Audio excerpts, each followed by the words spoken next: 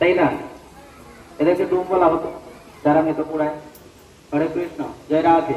অথবা চন্ডালও বলা হতো যারা মৃত পুরায়। মানে অঞ্চল ভেদে কোনো জায়গাতে ডুম, কোনো জায়গাতে চন্ডাল, এইরকম বলা হতো। আচ্ছা, এখনকার যুগে তো আর এইরকম নাই। এইরকম না থাকার কারণে কি হয়েছে, আমরা নিজেরাই গিয়ে অন্ত্যেষ্টি ক্রিয়াটা করি। হরে কৃষ্ণ। অন্ত্যেষ্টি ক্রিয়া করার ফলে কি হয়, যেমন গাছ কাটি, বাঁশ কাটি, ময়লা আবর্জনাময় জায়গায় যাই, এই জন্য আমরা বাধ্য হয়ে এসে স্নান করি, ময়লা আবর্জনাময় জায়গায় যাই বলে। যদি চন্ডালের ব্যবস্থা থাকতো তাহলে তো আমাদের আর গাছ কাটার প্রয়োজন হতো না, বাঁশ কাটার প্রয়োজন হতো না, তাই না? তখন আমরা পূর্ণরূপে স্নান টান করে শুদ্ধভাবে অন্ত্যেষ্টি ক্রিয়াতে যেতে পারতাম, এসে স্নান করার কোনো প্রয়োজন পড়তো না। মৃতদেহকে যদি পুরুষ হয় তাহলে আমরা শাস্ত্র অনুযায়ী উপর করে, উত্তর শিওরে, মাথা উত্তর দিকে থাকবে, উপর করে। যদি স্ত্রীলোক হয় তাহলে ঠিক করে উত্তর শিওরে থাকবে। এইরকম অন্ত্যেষ্টি ক্রিয়া করতে হয়। শাস্ত্র অনুসারে জীবিত লোক যারা, কসমিন কালেও তারা উত্তর শিওরে মাথা রেখে ঘুমাবে না, উত্তর শিওরে মাথা রেখে বসবে না, মানে দক্ষিণ দিকে চেয়ে বসবে না। এটা চরম ক্ষতিকর। শাস্ত্রে এরকম তথ্য আছে, যখন মহাদেব অথবা শনের দৃষ্টিতে, মহাদেবের ত্রিশূল অথবা শনের দৃষ্টিতে, এক এক পুরাণের এক এক অভিমত, গণেশের যখন মস্তক ছেদন হলো তখন সেই মস্তকে নতুন একটি মস্তক লাগানোর জন্য চতুর্দিকে ভূত প্রেতকে পাঠানো হলো। নন্দী বেঙ্গলি সমস্ত জন গেলেন, গিয়ে পেলেন কি উত্তর শিওরে একটা হস্তিনী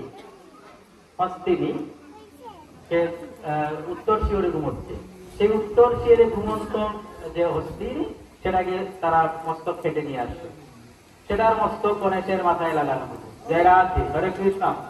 সেটারও অনেক কাহিনী আছে। এই হাতিটি কেন পূজার অগ্রাধিকার পেল, কেন গণেশের মাথায় তার মাথা লাগলো, অনেক তথ্য আছে পুরাণ শাস্ত্র অনুসারে, অনেক লম্বা তথ্য।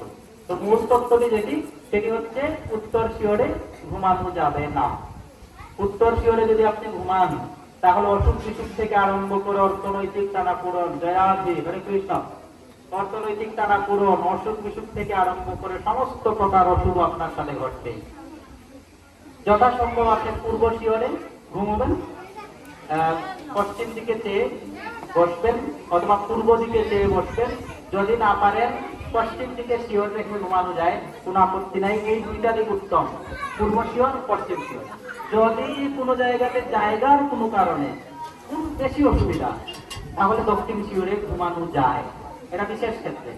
কিন্তু কোনো ক্ষেত্রেই উত্তর শিওরে ঘুমানো যাবে না, উত্তর শিরে ঘুমানো যাবে না, এটা পূর্ণ নিষেধ। এটা সব দিক থেকে অশুভ হবে। জয় রাধে, হরে কৃষ্ণ। আমি যেটা আলোচনা করেছি, শ্মশান ঘাটে কোনো কিছুই খাওয়া উচিত নয়, এটা একটা প্রশ্ন। শ্মশান ঘাটে কোনো কিছু খাওয়া উচিত নয়।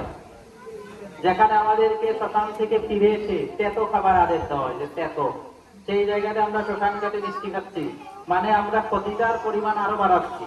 জয় রাধে, হরে কৃষ্ণ। কসমিন কালে উচিত নয়, এটাগুলো মেনে চলা উচিত।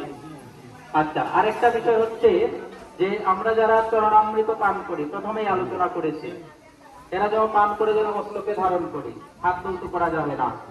বৈষ্ণবের চরণামৃত যদি হয়, গুরুদেবের চরণামৃত যদি হয়, তাহলে আপনি হাত তুলতে করতে পারেন, এটা শাস্ত্র স্বীকৃত। কিন্তু ভগবানের চরণামৃত পান করে কসমিন কালেও হাত ধৌত করা যাবে না, এটা শিরে ধারণ করতে হবে, এটাই শাস্ত্র ভাষ্য। জয় রাধে, হরে কৃষ্ণ। এই শাস্ত্র ভাষ্যগুলো জানতে হবে, মানতে হবে। অনেকেই দেখা যায় অগ্নি প্রজ্বলন করে, সেটা মোমবাতি হোক, বাতি হোক, প্রদীপ হোক, যে চাটা আছে না মাটির প্রদীপ, এগুলা হোক, এরা মাটিতে রেখে দেয়, উচিত নয়। ব্রহ্মবৈবর্ত পুরাণ অনুসারে পূর্ণদমে নিষিদ্ধ। অগ্নি প্রজ্বলিত করে কোনো কিছুর উপরে রাখতে হবে, সেটা কাঠের উপরেই হোক, একটা থালার উপরেই হোক, একটা কিছুর উপরে রাখতে হবে। নয়তোবা বলা হচ্ছে সে পরবর্তী জন্মে অন্ধ হয়ে জন্মগ্রহণ করবে, শাস্ত্র ভাষ্য, এগুলো মানতে হবে। জয় রাধে, হরে কৃষ্ণ। শ্রীমদ ভগবত গীতাতে পরমেশ্বর ভগবান শাস্ত্র ভাষ্য মানার জন্য বলছেন, যো শাস্ত্রবিধি মূর্তিঞ্জ বর্ততে কামকারত ন সিদ্ধিম অবাপ্রতি ন সুখম ন পরাঙ্গতিম। যে স্বাস্থ্যবিধি মানে না, তার কোনো সুখ হয় না, শান্তি হয় না, পরম গতি হয় না, কিছুই হয় না।